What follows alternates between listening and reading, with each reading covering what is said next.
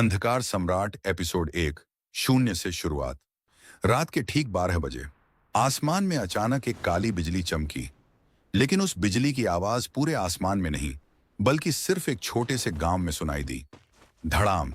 गांव के बीचों बीच बने एक पुराने मंदिर की घंटी अपने आप बज उठी। एक बार, फिर दूसरी बार और तीसरी बार। मंदिर के अंदर बैठे बूढ़े पुजारी ने आंखें खोल दी। उसके हाथ से माला गिर गई। उसने कांपती आवाज में कहा, नहीं। उसकी नजर मंदिर की दीवार पर बने एक पुराने चिन्ह पर पड़ी, एक काला वृत्त और उसके बीच एक आंख। पुजारी की सांसें तेज हो गईं। 300 साल, उसने फुसफुसाकर कहा। 300 साल बाद यह निशान फिर दिखाई दिया है। उसी समय गांव के दूसरे छोर पर एक गरीब सा घर था। घर के अंदर 17 साल का एक लड़का सो रहा था। उसका नाम था विहान। विहान अचानक नींद में तड़पने लगा। उसके माथे पर पसीना आ गया। उसे सपने में एक विशाल काला दरवाजा दिखाई दे रहा था। दरवाजे के पीछे कोई खड़ा था। विहान ने पूछा, कौन हो तुम? अंदर से आवाज आई, जिस दिन तुम अपनी असली शक्ति जानोगे। कुछ पल शांति रही, फिर आवाज गूंजी, उस दिन यह दुनिया तुम्हें मारने की कोशिश करेगी। विहान पीछे हट गया। मेरी शक्ति? अचानक दरवाजे पर बनी आंख खुल गई और उसी क्षण विहान की नींद टूट गई। वह हांफते हुए उठ बैठा। कमरे में अंधेरा था। उसने चारों तरफ देखा। सब कुछ सामान्य था, लेकिन उसकी हथेली पर एक काला निशान बना हुआ था। अध्याय 1 शून्य। अगली सुबह पूरा सूर्यगढ़ नगर उत्सव में डूबा हुआ था। आज हर 17 साल के युवक की शक्ति की परीक्षा होनी थी। इस दुनिया में हर इंसान के शरीर में आत्म ऊर्जा होती थी। जिसके अंदर ज्यादा ऊर्जा होती वह कल्टीवेशन कर सकता था।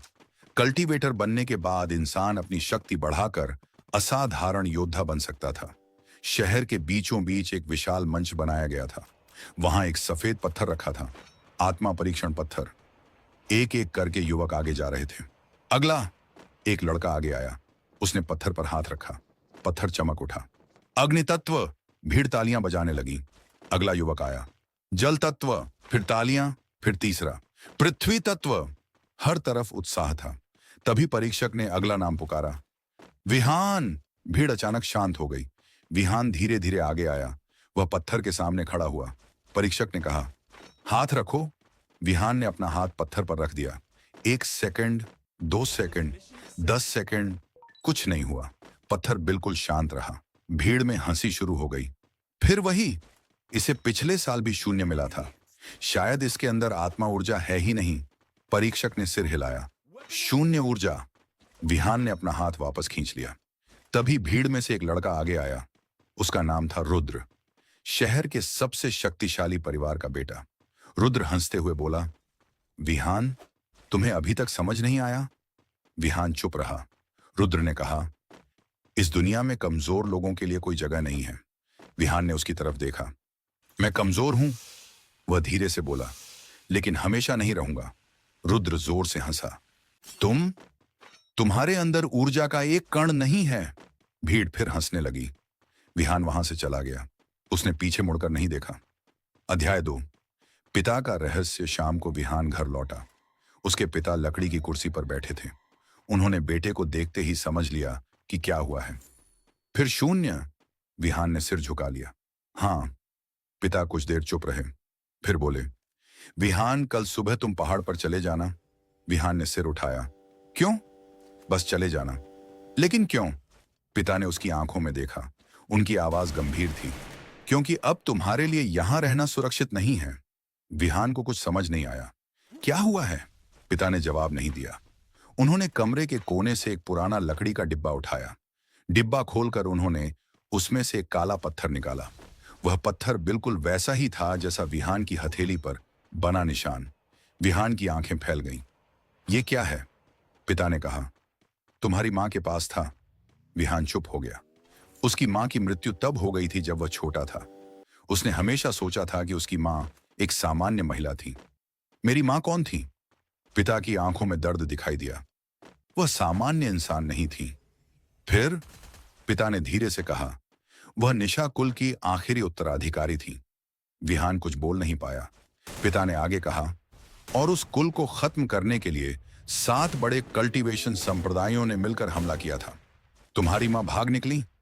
उन्होंने तुम्हें जन्म दिया और फिर। पिता रुक गए। विहान ने पूछा, फिर क्या हुआ? उन्होंने अपनी शक्ति तुम्हारे अंदर सील कर दी। विहान का चेहरा बदल गया। इसीलिए मेरी शक्ति शून्य है? पिता ने सिर हिलाया। हाँ, तुम्हारी शक्ति शून्य नहीं है, वह बंद है। अचानक घर के बाहर किसी चीज के गिरने की आवाज आई। धड़ाम। दोनों चुप हो गए। पिता ने तुरंत तलवार उठा ली। विहान, पीछे हटो। दरवाजा टूटकर जमीन पर गिर गया। बाहर 5 लोग खड़े थे। सफेद वस्त्र, कंधे पर नीला चिन्ह। पिता का चेहरा सफेद पड़ गया। आकाश संप्रदाय, बीच में खड़ा आदमी बोला, हमें लड़के को सौंप दो। पिता ने तलवार निकाल ली। कभी नहीं। विहान पीछे हट गया। अचानक उसके पिता के शरीर से शक्तिशाली ऊर्जा निकली। विहान ने पहली बार अपने पिता को इस रूप में देखा। वह सामान्य किसान नहीं थे, वह एक शक्तिशाली कल्टीवेटर थे। लड़ाई शुरू हो गई। तलवारें टकराईं, दीवारें टूटने लगीं। पिता ने एक योद्धा को पीछे फेंक दिया, लेकिन बाकी 4 ने उन्हें घेर लिया। एक तलवार उनके कंधे में जा लगी। पिताजी! विहान दौड़ा। पिता चिल्लाए, भागो! मैं नहीं भागूंगा। विहान! पिता ने पूरी ताकत से उसे पीछे धकेला। तुम्हारी मां ने तुम्हें दुनिया बचाने के लिए नहीं, उन्होंने खून खांसते हुए कहा, बल्कि उस दुनिया से बचाने के लिए जन्म दिया था। विहान की आंखों में आंसू आ गए। तो मैं क्या करूं? पिता ने उसकी हथेली की तरफ देखा। काला निशान चमक रहा था। पहाड़ पर जाओ, वहां तुम्हें कोई मिलेगा। कौन? पिता मुस्कुराए, तुम्हारा असली गुरु। अगले ही क्षण एक भयानक विस्फोट हुआ। विहान बेहोश हो गया। अध्याय 3। काला पर्वत। जब विहान की आंख खुली, वह पहाड़ के नीचे पड़ा था। उसके कपड़े मिट्टी से भरे थे। घर, उसका परिवार, सब पीछे छूट चुका था। विहान उठकर बैठ गया। पिताजी? कोई जवाब नहीं। वह कई घंटों तक चलता रहा। आखिर उसे पहाड़ की चोटी पर एक पुरानी गुफा दिखाई दी। गुफा के अंदर एक बूढ़ा आदमी बैठा था। वह आंखें बंद करके ध्यान कर रहा था। विहान ने पूछा, आप मेरे गुरु हैं? बूढ़े ने आंखें खोली। नहीं। विहान हैरान हुआ। तो आप कौन हैं? बूढ़ा मुस्कुराया, वह व्यक्ति जिसने तुम्हारे जन्म से पहले तुम्हारी मां से वादा किया था। विहान चुप हो गया। बूढ़े ने कहा, तुम्हें अपनी शक्ति चाहिए? विहान ने तुरंत कहा, हाँ। किस लिए? विहान कुछ देर सोचता रहा, फिर बोला, अपने पिता को बचाने के लिए। बूढ़े ने सिर हिलाया। गलत जवाब। विहान ने भौहें सिकोड़ ली। फिर? बूढ़ा बोला, शक्ति बदला लेने के लिए नहीं होती। शक्ति उस दिन काम आती है जब तुम्हारे पास हार मानने का कोई कारण नहीं बचता। विहान ने मुट्ठी बांध ली। मैं हार नहीं मानूंगा। बूढ़ा मुस्कुराया। तब शुरू करते हैं। उसने जमीन पर एक वृत्त बनाया। यह तुम्हारा पहला कल्टीवेशन रेल्म है। शरीर जागरण, 10 चरण। हर चरण में शरीर मजबूत होगा। लेकिन तुम्हारे लिए एक समस्या है। विहान ने पूछा, क्या?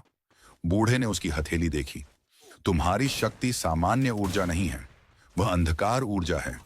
और अगर तुमने इसे गलत तरीके से जगाया, वह कुछ पल रुका, तो यह तुम्हारे शरीर को ही नष्ट कर देगी। विहान ने कहा, मुझे मंजूर है। बूढ़ा मुस्कुराया। अच्छा, तो पहली परीक्षा शुरू। उसने हाथ उठाया। अचानक पूरा पहाड़ कांपने लगा। विहान के सामने हजारों काले पत्थर हवा में उठ गए। हर पत्थर को छुओ। विहान ने पहला पत्थर छुआ। उसके शरीर में बिजली दौड़ गई। वह जमीन पर गिर पड़ा। दूसरा पत्थर, दर्द और बढ़ गया। तीसरा। विहान चिल्ला उठा, लेकिन उसने हाथ नहीं हटाया। दिन बीतते गए। 1 दिन, 3 दिन, 7 दिन। विहान लगातार अभ्यास करता रहा। उसका शरीर बदलने लगा। उसकी सांसें स्थिर होने लगीं। उसकी आंखों में पहले जैसी कमजोरी नहीं रही। 7वें दिन उसने आखिरी पत्थर को छुआ। धम! उसके शरीर से काली ऊर्जा बाहर निकली। बूढ़ा तुरंत खड़ा हो गया। असंभव! विहान ने आंखें खोली। उसकी पुतलियां काली हो चुकी थीं। उसके चारों तरफ ऊर्जा घूम रही थी। बूढ़े ने कांपते हुए कहा, तुमने 7 दिन में शरीर जागरण का 10वां चरण पार कर लिया। विहान ने अपनी मुट्ठी देखी। अब? बूढ़ा बोला, अब तुम्हारी असली कल्टीवेशन शुरू होगी। उसी समय दूर आसमान में 7 विशाल प्रकाश स्तंभ दिखाई दिए। बूढ़े का चेहरा गंभीर हो गया। विहान ने पूछा, क्या हुआ? बूढ़े ने धीमे स्वर में कहा, उन्होंने तुम्हें खोज लिया। कौन? बूढ़े ने आसमान की तरफ देखा। 7 महान संप्रदाय। और उसी क्षण आसमान से एक आवाज गूंजी, निशा कुल के अंतिम उत्तराधिकारी विहान, तुम्हें जीवित रहने का अधिकार नहीं है। विहान ने ऊपर देखा। उसकी आंखों में डर नहीं था। उसने मुट्ठी बांधी। काली ऊर्जा उसके हाथ में इकट्ठी होने लगी। वह मुस्कुराया। तो आ जाओ। बूढ़ा उसे देखकर चौंक गया, क्योंकि विहान के पीछे एक विशाल काली आंख दिखाई दे रही थी, और उस आंख के भीतर किसी और की चेतना जाग चुकी थी। एक धीमी आवाज आई, आखिरकार मेरा वारिस जाग गया। विहान ने पलटकर देखा, लेकिन वहां कोई नहीं था, सिर्फ अंधकार था। और उसी अंधकार में एक रहस्यमयी मुस्कान दिखाई दी। एपिसोड 1 समाप्त।